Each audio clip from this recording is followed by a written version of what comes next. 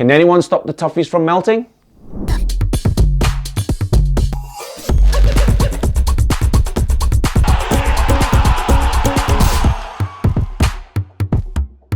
Great top-tier English football action returned after an international break, and it was brilliant as usual. Chelsea were handed a shock drubbing at home, and seeing Christian Eriksen get on a score sheet was just beautiful after what he endured last summer. His former club Tottenham added to his joy by thrashing Newcastle even without talisman Harry Kane registering a goal. Their North London rivals, meanwhile, were taught a lesson by ex-captain Patrick Vieira. At the top end of the table, Liverpool and Man City quickly swapped positions in a matter of hours, setting up perfectly their blockbuster duel at the Etihad this coming weekend. Let's now cast our eyes on the bottom half, where another Merseyside outfit are languishing. Man United almost hijacked our show yet again. But let's address the real issues here. Are Everton, one of Premier League's founding members, in danger of going down? We'll let their fans answer. Hey guys, Everton are just 3 points above the drop zone. Biing, Izwan, you must be worried. I think since we got Premier League being broadcasted here in Malaysia, all the while, from then till now, I've been praying for 40 points. Anything above that is a cause for celebration. So this time around, 25 points. I'm still a bit short, but hopefully lah. The problem is that we have not been having a good season. For the past 10 away game, we've only managed to get only two that have any result, and it's only 6 points throughout the whole season for an away game, and we have another only five more home game, and 2 of those are from the top 6. So yeah, I mean, we are cautiously optimistic. I am cautiously optimistic. Well, I know Everton have games in hand, but you just can't seem to win football matches. Are these games even of use? You know, because it's a very tough time for Everton right now.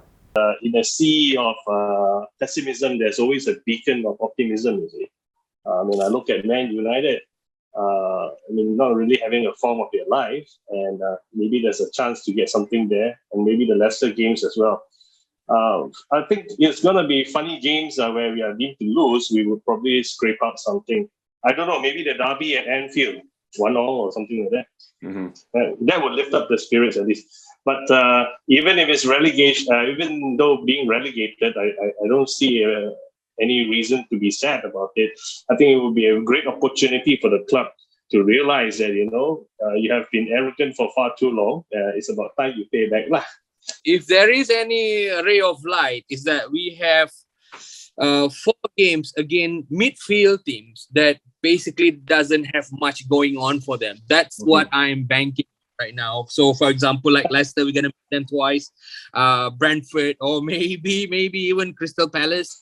Because given relegation teams, they are not as beatable at the beginning or middle of the season, because by the end of the season they're gonna be fighting tooth and nails for their own survival. Just like, so we're gonna have a game at Burnley Thursday. So that would be that would determine how well are we gonna be able to navigate the last 10 games. And Burnley is in the same boat like us. It was easy to blame Rafa Benitez due to his Liverpool past, but Frank Lampard, he's lost 7 out of 11 matches since taking over. What do you think's going on?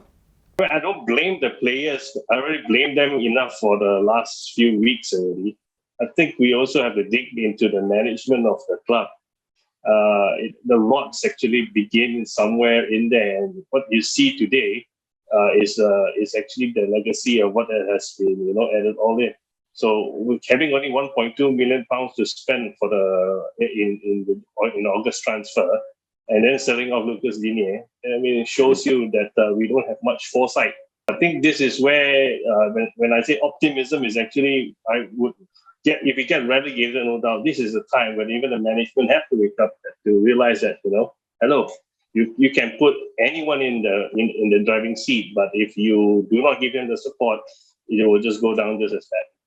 Yeah, until last year, they have spent £32 million just to compensate the management team. Keep on changing management, and whatnot. That is 32 million. And on top of that, the impact value for Everton is 42 million, meaning we had one of the worst recruit in the Premier League. And I believe the only consistent thing for many years, 20 over years, is the chairman. He needs to go. Yeah, agree. Bill Kenwright needs to go because he is giving advice. He is giving bad advice over and over again. I cannot understand why he is still there. He's the one that's supposed to go. All right, guys, the $1 million question. Will Everton still be a Premier League club next season? The only thing that I'm counting on right now is the inconsistency of Everton.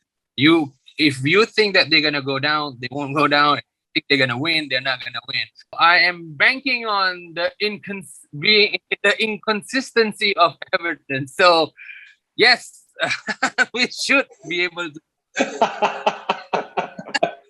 When we think we'll lose, we'll win. So you got to do that all season, huh? Boys back down to the players as well. Also, those days when we escaped relegation, we have had players who have heart. The ones that we have right now are actually fashion models, bling bling idols, and then TikTok fellas as well. So I don't think they'll do well. You've got 28 points on board. How many points from your remaining 10 games you reckon you need to be safe?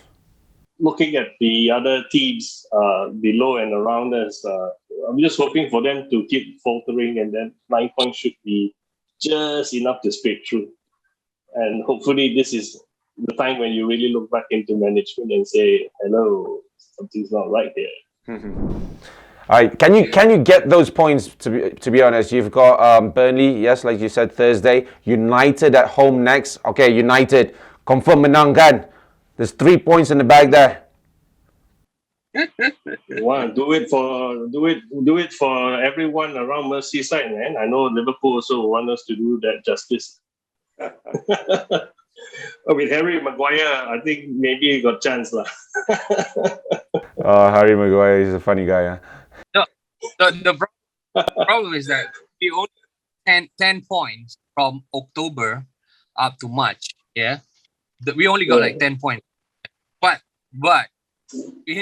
in that 10 points, it was 1 against United away, and then we got 1 at Chelsea away, and somehow we managed to win against Arsenal. I do not know. That's what I said. There's freaking no logic in Everton. When you expect them to lose, they're gonna come out and win, and then when you expect them to win, they're gonna start to lose.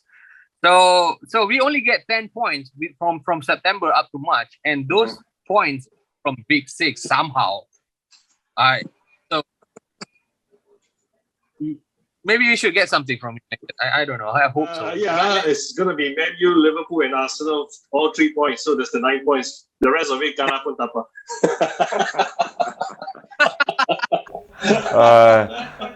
It's nice to be an Everton fan, huh?